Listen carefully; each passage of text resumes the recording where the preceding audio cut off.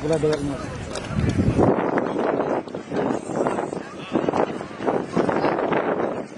Kasih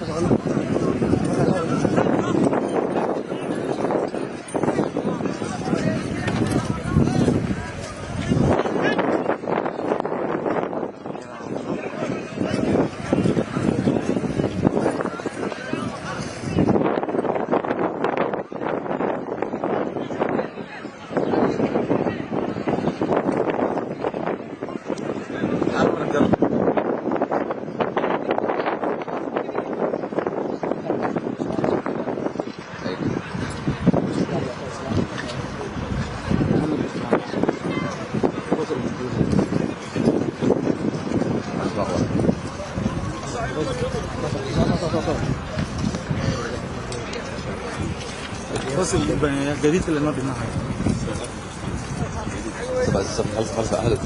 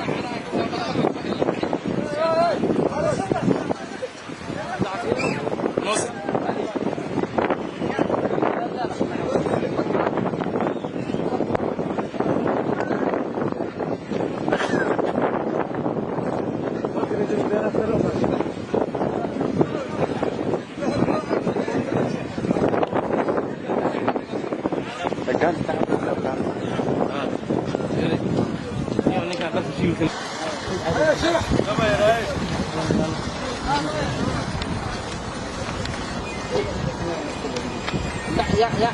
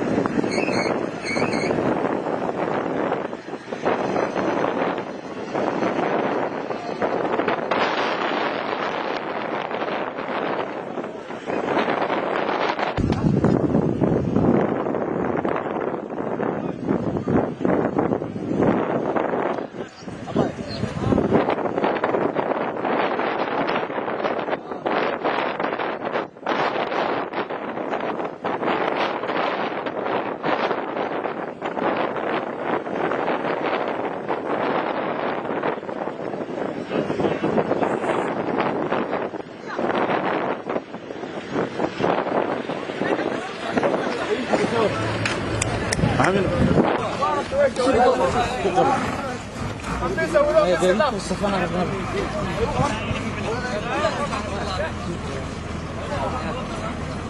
ليس تكلفة جديد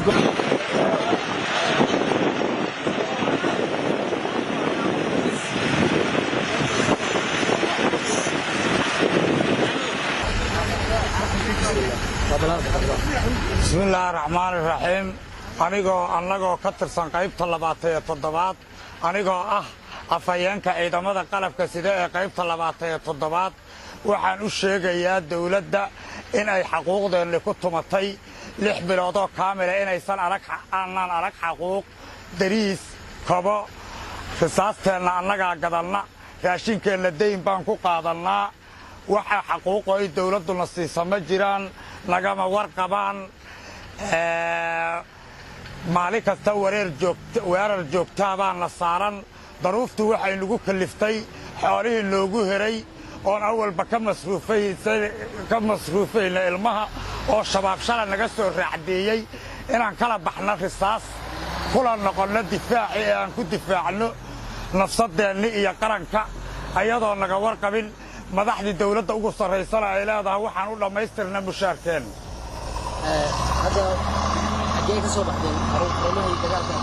waxaan ka soo baxna dhammaan gobolka shabeellada dhexe waxaan ku jahaysannahay oo layskugu tegaa mukayfka lagu dhex jiro ee gobolka banaadir dhexdiisa waxaa ku jira wasiirada xildhibaanada ninka layidha madaxweynaha dhammaan waxay ku jiraan ra'iisul wasaaraha mukayf gobolka banaadir ma dhaafaan meelaan gobolka banaadir ahayn ma yaqaanaan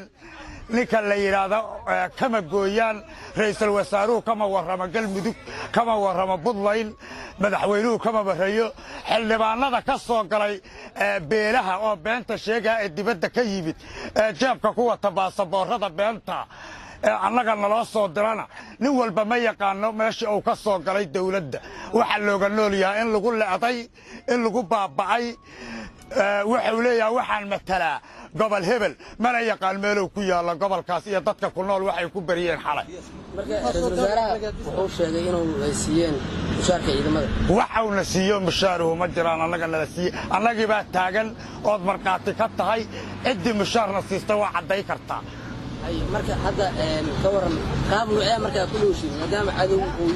waxaan ku noolnahay macriifo ninka la yidhaahdo madaxdana xakunta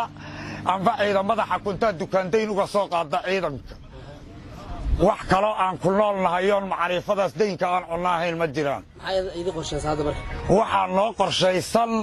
in hadday dawladdu xaquuqdeenna soo geyli weyso aan iskugu tagna ma ay joogto xarunta Soomaaliya Muqdisho maxaa markaa hadda tagtaan war oo muxuu idin taraa hore wax u weysay ficlan ku dareynaa wax war oo noo dhimano ma jiraan meel naga dambayso ma jirto xoolaheena waxa naga soo raaca shabaab ciidanaan sheegaanu bismillaahir rahmaanir rahiim anigoo ku hadlayo afka xoogga dalka Soomaaliyeed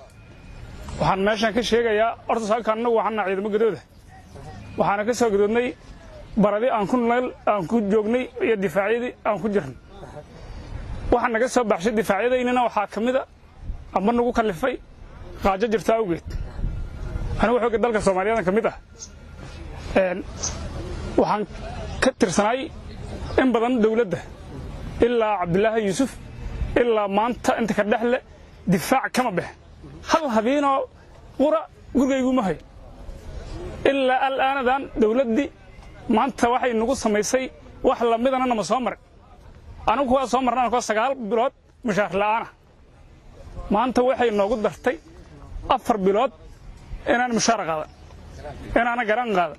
inaan iidaan qaadan taasuna waxay kalifi kartaa inaan dadkii mas'uuliyadda naga saareed oo shacabka inaan dhacan askari hadduu wax cunay oo xuquuqna lahayn ayna dawladdu maqnayn ayna dalacaad ayna lahayn ayna garaasi ayna lahayn askari wax walba u banaan intaasna ma samayn waa dulqaadahaynay waa iska dhowrayna xaaraanta dhibaatada aan shacabka u geysayno ilaana wax shacab han u geysana ma jirto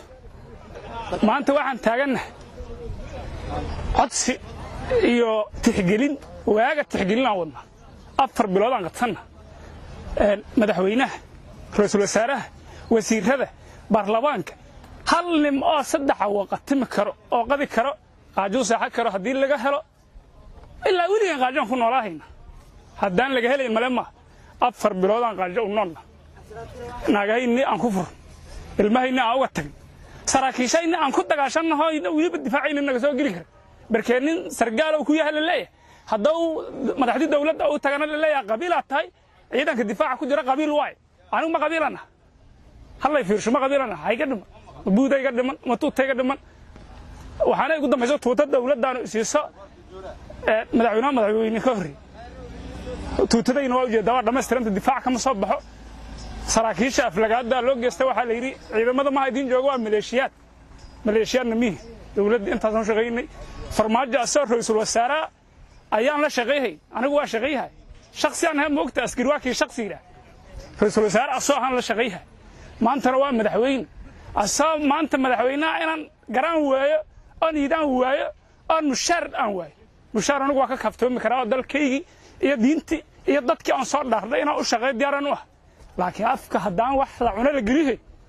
waa inaad beerahaga qodato walba iyo tuutada qoriga iska siibtaa anigu dawladdaan u soconnaa hadday wax baahidayn ay ka qaban karto hadday ka qaban weysana tuutada iyo qoryaha xataa aanu ka gadanna waa sii haynaa macal tuutadaan u siibaynaa shabaab aan biska dhaqno ambaan meelo kale aadno sida aan ku noolaa lahayn ayaan noloshayna rabnaa inaan dawladda la aadno hubki ay noo dhiibatay iyo tuutada ay noo dhiibtay aan u geyno hadday baahidayna wax ka qabato waa saan rabno dalkaynana u dhimano diyaaraan u nahay waagaan diyaar u nahay shalan u ah hadda marka xarumihiina waa soo banaysay soo xarumahayna waa soo banay maxaa markeeya ayaa looga tagaa horin aniga fiiri hadda shakhsiga horinaan ka tirsana waxa waaye 70 dhowr nimo waa horintaan ka tirsana saddex nimo mushaar ka qaadata saddexna difaac ma joogi kartaa anigu xuquuqaydaan dawladda ka doondhowaya marka hadda saddexna difaacaysa saddexna dadkan inay iska daba kacaynaaba macquula saddexna ma horinta dhamaan ka tirsanahay ha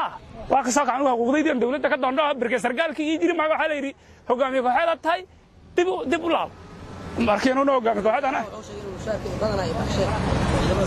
ra'iisul wasaaruhu hadduu xaquuq uu baxshay anigu asgariyan ha magacayga saddexanaan sheegaha kombiyuutarkan suulka saara haddaan soo baxo oon xaquuqda uu isiiyey anaa u dimbila maxkamadan saarana anaa nuu xiri laakiin yaa saraakiishana been laga sheegay ciidanka dalka xoogga Soomaaliyeedna been laga sheegay wax xaquuq aan qaadana male inta nin xaquuq qaatan naga mid ma dawladdan u socnaa meeshay joogto cabashadayna iyo dhibaatadayna u geysayna ma wax dagaalan uma socono dhibaatana uma socono dawladdan u socnaa wabillahi tawfiiq